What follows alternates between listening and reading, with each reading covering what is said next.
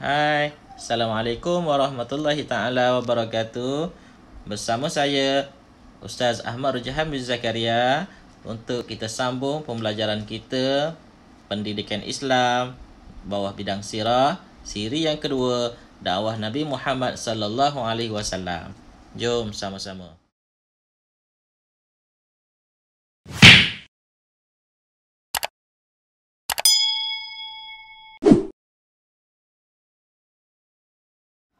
Tentangan kafir Quraisy terhadap dakwah Nabi Muhammad sallallahu alaihi wasallam. Pertama, fitnah. Orang Quraisy menuduh Nabi Muhammad sallallahu alaihi wasallam sebagai gila, ahli sihir dan pendusta. Mereka mendakwa Nabi Muhammad sallallahu alaihi wasallam ialah pemecah belah masyarakat dan pemutus hubungan silaturrahim. Kedua, pemulawan. Orang Quraisy menghalang aktiviti berjual beli dan semua bentuk komunikasi dengan kaum muslimin termasuk perkahwinan. Tindakan itu menyebabkan kaum muslimin mengalami kelaparan dan semakin tertekan. Pemulawan berlarutan selama hampir 3 tahun. Ketiga, penyiksaan. Terdapat pelbagai siksaan yang dilakukan terhadap kaum muslimin seperti dijemur di padang pasir dan diletakkan batu yang besar di atas dada mereka seperti yang berlaku kepada Sayyidina Bilal bin Rabah. Keempat, pembunuhan. Ada juga dalam kalangan para sahabat Nabi Muhammad sallallahu alaihi wasallam yang dibunuh dengan kejam seperti Sayyidina Yasir dan Sayyidatuna Sumayyah. Itulah antara tentangan kafir Quraisy terhadap dakwah Nabi Muhammad sallallahu alaihi wasallam. Yang pertama, fitnah. Yang kedua, pemulawan. Yang ketiga, penyiksaan. Dan yang keempat, pembunuhan. Kita lihat pula bagaimana akhlak Nabi Muhammad sallallahu alaihi wasallam dalam menghadapi tentangan kaum Quraisy. Akhlak Nabi yang pertama, bersabar. Yang kedua, bergantung harap kepada Allah. Yang ketiga, prihatin. Dan yang keempat, berjiwa besar. Yang pertama, bersabar. Nabi Muhammad sallallahu alaihi wasallam sentiasa bersabar dengan ujian dan cabaran.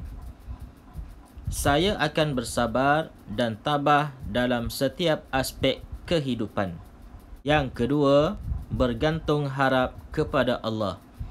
Nabi Muhammad sallallahu alaihi wasallam tidak pernah berputus asa. Saya sentiasa berdoa kepada Allah Subhanahu wa taala dalam setiap usaha yang dilakukan. Yang ketiga, prihatin. Nabi Muhammad sallallahu alaihi wasallam mengutamakan kaum keluarga dalam berdakwah. Saya mengamalkan budaya nasihat menasihati dalam keluarga. Yang keempat, berjiwa besar. Nabi Muhammad sallallahu alaihi wasallam sentiasa berhikmah dan tidak pernah berdendam.